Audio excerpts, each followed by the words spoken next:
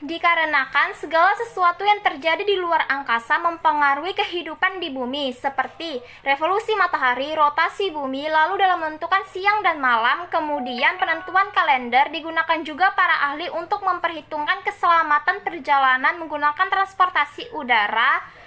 Dan selain itu, digunakan juga oleh para ahli dalam ilmu pelayaran sebagai navigasi astronomi yang merupakan sistem penentuan posisi kapal melalui observasi benda-benda langit seperti matahari, bulan, bintang, dan planet-planet.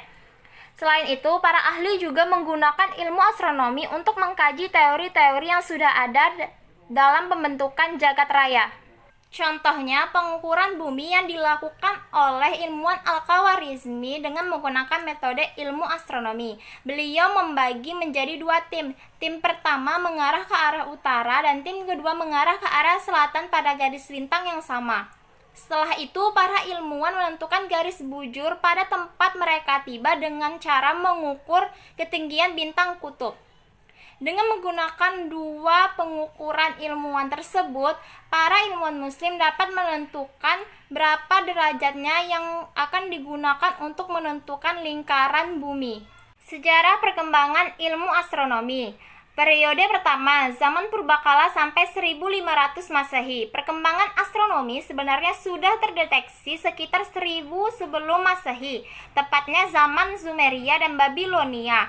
Mereka mengamati berbagai keteraturan dan mampu meramalkan gerhana bulan dan peredaran planet. Bangsa Mesir sudah menemukan bahwa satu tahun terdiri dari 365 hari. Akan tetapi, pada zaman Sumeria belum menemukan pengetahuannya dalam bentuk gambaran. Gambaran mengenai alam semesta memang ada, namun masih bersifat spekulatif belaka. Mereka beranggapan bahwa bumi dan langit berbentuk cakram datar yang saling tumpang tindih. Salah satu tokoh pada periode pertama yaitu Aristoteles. Ia adalah murid Plato dan dianggap sebagai bapak filsafat dan ilmuwan sepanjang sejarah. Bumi menurutnya adalah pusat jagat raya atau geosentris, sedangkan di langit atau alam semesta bagian atas terdapat planet, bintang, matahari, dan bulan yang gerak alamiah mereka adalah melingkar sempurna, kontinu, dan tak terbatas. Periode 2, sekitar 1550 sampai 1800 Masehi. Perkembangan ilmu astronomi pada periode 2 terjadi sangat pesat. Banyak sumbangan-sumbangan yang telah diberikan oleh para ahli dalam perkembangan astronomi. Selain itu, pada periode 2 ini terjadi perubahan sarana pengamatan, yaitu dari pengamatan benda langit dengan menggunakan mata telanjang menjadi pengamatan yang menggunakan teleskop. Salah satu tokoh pada periode kedua adalah Tycho Brahe. Ia memberikan sumbangsi bagi perkembangan astronomi luar biasa besarnya. Dia bukan hanya merancang dan membangun instrumentasi yang revolusioner, tetapi juga melakukan pengamatan yang berulang-ulang. Sejumlah orbit planet yang bersifat anomali yang sebelumnya belum pernah tercatat oleh Tycho, kemudian ditampilkan secara komplit. Tanpa bantuan Tycho ini, Kepler tidak mungkin bisa menemukan bahwa planet-planet bergerak di dalam orbit berbentuk elips. Ia juga tercatat sebagai astronom pertama yang membuat koreksi terhadap pembiasan oleh atmosfer. Periode 3, 1800 Masehi sampai 1890 Masehi. Pada periode ini diformulasikan konsep-konsep fisika yang mendasar yang sekarang kita kenal dengan sebutan fisika klasik. Salah satu tokoh pada periode 3 ini yaitu William Hyde Wollaston. Pada tahun 1802, ia mencatat keberadaan sejumlah garis-garis gelap dalam spektrum matahari. Periode 4, 1890 Masehi sampai sekarang, Giovanni Schiaparelli 1835 sampai 1910, seorang ahli astronomi Italia yang pertama kali melaporkan adanya canali di permukaan planet Mars ketika planet tersebut mendekat di tahun 1877. Dari hasil penelitian para ilmuwan pada terakhir ini telah ditemukan beberapa planet, terutama setelah munculnya teleskop-teleskop yang serba canggih saat ini, sehingga para ilmuwan lebih mudah mencari dan menemukan planet-planet yang baru Antara lain, Varuna ditemukan tahun 2000 berdiameter sekitar 900 km. Ixion ditemukan tahun 2001 lebarnya 1065 km.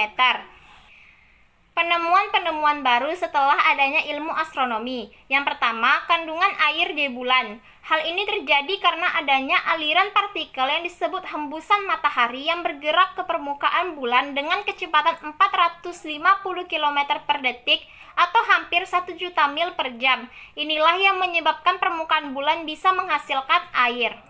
Yang kedua, ada objek biru di luar angkasa. Objek tersebut diyakini merupakan objek Herbig-Haro HH711 yang berlokasi di wilayah NGC 1333, yakni wilayah nebula yang dipenuhi gas dan debu, yang berjarak sekitar 1000 tahun cahaya dari bumi. Yang ketiga, ada planet baru. Planet-planet ini ditemukan melalui data yang dikirimkan dari satelit TSS milik NASA yang dikirimkan 2018 lalu. Yang terakhir, ada objek misterius berupa cahaya yang hilang tiba-tiba. Objek misterius berupa cahaya yang mencolok berwarna biru kehijauan. Yang dapat saya simpulkan dari video yang telah saya tonton di nomor 3 adalah bintang seperti lampu depan mobil tampak lebih terang jika semakin dekat. Jika Anda mengetahui kecerahan sebenarnya, Anda dapat menghitung jaraknya seperti mengetahui watt sebuah bola lampu. Jika Anda tidak mengetahui hal ini, Anda memiliki masalah sebagai ahli astrofisika. NASA Kim Weaver menjelaskan pada jarak tersebut kecerahan lampu depan mobil itu sama dengan lampu depan sepeda. Namun saat lampu depan semakin dekat, jelaslah bahwa kecerahannya sebenarnya lebih besar daripada lampu sepeda. Sama halnya dengan bintang. Jika kita tahu seberapa terang sebuah bintang secara intrinsik, kita dapat mengetahui seberapa jauh jaraknya dari kita, dan itulah yang kita sebut candle standard. Kesimpulan, gaya misterius yang tidak dapat dilihat oleh siapapun sedang melawan gravitasi mendorong alam semesta terpisah lebih cepat dari sebelumnya. Ini adalah gaya yang sekarang disebut para astronom sebagai energi gelap. Ada kemungkinan gravitasi Einstein adalah tidak lengkap bahwa kita tidak memahami gravitasi. Ada kemungkinan gravitasi dapat mengubah beberapa hukum dasar fisika.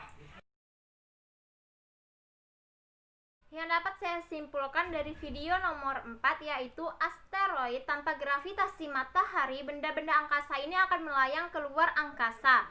Di permukaan matahari terdapat area gelap yang disebut bintik matahari yang bertanda kuat kantong magnet di bumi, dan di beberapa planet lain di matahari medan magnet berinteraksi dengan atmosfernya sehingga menghasilkan keindahan aurora. Meskipun ukuran dan kekuatannya matahari tidak akan bertahan selamanya, 6,5 miliar tahun itu akan kehabisan bahan bakar hidrogennya meluas untuk menyelimuti Merkurius, Venus, dan bahkan bumi. Kemudian runtuh menjadi bintang kecil yang dikenal sebagai katai putih. Sementara itu, matahari akan terus memainkan peran penting dalam sistem ini, menyandang namanya matahari melindungi medan magnet gravitasi yang luar biasa daya tarik dan kemampuan untuk menciptakan energi dalam jumlah besar, dan akan melindungi isi dan pemberian kehidupan tata surya kita. Faktor pembeda antara lain, yang pertama, bumi mengandung banyak air dan asam amino. Bumi kita terbentuk dari ledakan dahsyat sekitar 13,8 miliar tahun yang lalu yang dikenal dengan teori Big Bang. Beberapa peneliti mempercayai selang 600-700 juta tahun kemudian, atau sekitar 3,9-3,8 miliar tahun lalu, hujan meteor membombardir bumi dengan membawa serta air dan asam amino dalam jumlah yang banyak. Adanya air dan asam amino memungkinkan muncul cikal bakal kehidupan bakteri serta bakteri bersel tunggal. Sejak saat itu, makhluk hidup pun tumbuh semakin kompleks. Yang kedua, adanya oksigen yang mencukupi. Munculnya benua super besar Pangea yang merupakan daratan luas menyebabkan perubahan geologi, iklim, dan juga lingkungan yang parah. Letusan gunung api yang berlangsung terus-menerus selama 1 juta tahun mengeluarkan larva seluas kira-kira 300 juta kilometer persegi dan menghasilkan endapan setebal lebih dari 1.750 meter. Dampaknya gas metana yang membengku dalam air laut pun mencair, memberikan dampak pemanasan global 20 kali lebih kuat dari gas karbon dioksida. Yang ketiga, karbon dioksida yang berperan penting dalam fotosintesis tumbuhan. Karbon dioksida berperan penting dalam fotosintesis tumbuhan. Tumbuhan sebagai produsen pertama sangat mempengaruhi makhluk hidup lainnya. Dari tumbuhanlah manusia dan hewan memperoleh makanan. Siklus rantai makanan berawal dari sana dan mungkin bahkan kehidupan berawal dari makhluk hidup tersebut. Atmosfer yang menjadi penjaga bumi. Bumi saat ini adalah satu-satunya planet yang layak huni. Planet-planet di dalam tata surya kita kecuali bumi saat ini tidak mengandung unsur yang dapat menopang kehidupan, tetapi bukan berarti tidak ada planet lain di luar langit sana yang mempunyai kehidupan yang sama seperti bumi. Manusia akan selalu mempercayai keberadaan makhluk hidup seperti dirinya. Faktor-faktor yang mendukung bahwa bumi layak untuk dihuni. Yang pertama, posisi bumi di tata surya sangat ideal sehingga mengakibatkan jauh dari bahaya luar angkasa. Yang kedua, satu gugusan dengan matahari yang dianggap sebagai sumber kehidupan. Yang ketiga, memiliki jarak yang tepat dengan matahari sehingga mengakibatkan bumi tidak selalu panas atau terlalu dingin dibandingkan planet lainnya. Yang keempat, bumi memiliki material yang dapat menunjang bumi atau kehidupan di dalamnya. Dan yang terakhir, adanya bulan yang dapat menstabilkan kemiringan sumbu bumi sehingga bumi mendapatkan pergantian musim.